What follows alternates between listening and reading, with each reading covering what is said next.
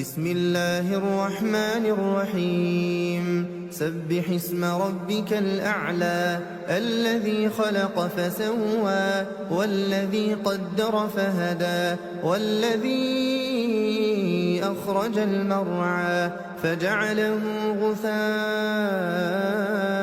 أحوى سنقرئك فلا تنسى إلا ما شاء الله إنه يعلم الجهر وما يخفى ونيسرك لليسرى فذكر إن نفعت الذكرى سيذكر من يخشى ويتجنبها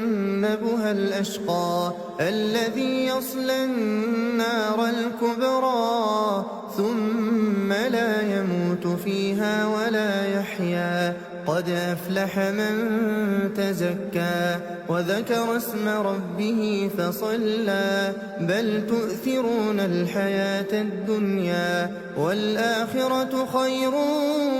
وأبقى إن هذا لفي الصحف الأولى صحف إبراهيم وموسى